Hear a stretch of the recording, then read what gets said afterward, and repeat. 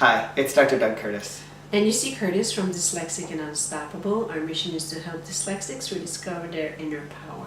That's right. And this is the second in our video series, what to do when the school recommends that your child repeat the grade. And this one's about realizing that actually that's kind of just the start of a conversation. That if they say your child should repeat, that you can start a conversation with them and say, is that really necessary? Is there something else that we could do? Like what are some other things that might be able Well, how severe is the problem, right? Where is it across the board? Is it one thing that you can focus on the whole summer and get some help, and then at just before school starts again, get reevaluated and say, okay, you've reached a level where you'll be able to keep going with the other kids, or is it no, really you really need to repeat? But there's so many layers.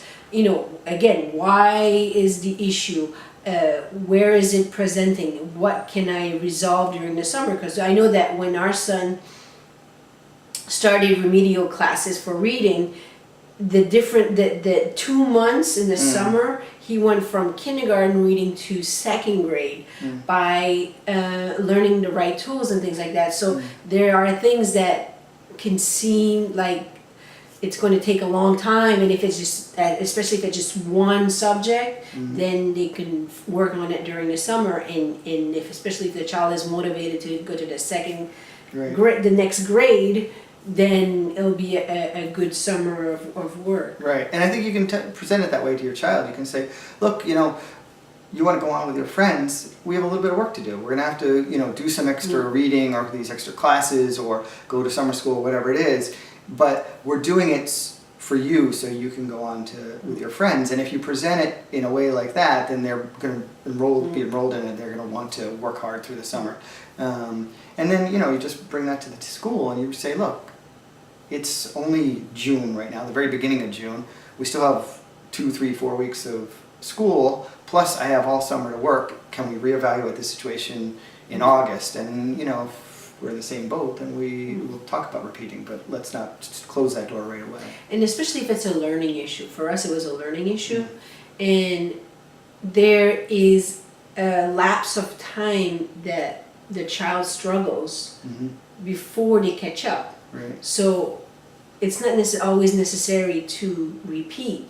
It's, like our son, it took 4 years to do the classes, right? Well, and we started at the end of first grade. Well, second grade, he still was in second grade and he struggled, but he also progressed. Right. And then the third grade, he also struggled with some things, but he progressed a lot more. And in the fourth grade, he was catching up, and then he caught up. Right. But he didn't stay in the same grade for 4 years.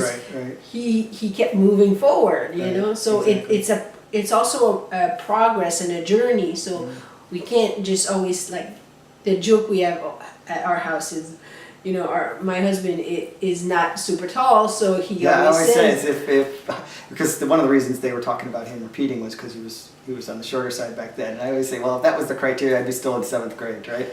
So it gets back to making sure that you have the real reason. Right. So. And that if you're addressing it and you're moving forward, then you shouldn't be penalized. Exactly. You just keep going. Right. So we'd love to hear your thoughts. Leave us a comment below and visit us at Dyslexic and Unstoppable.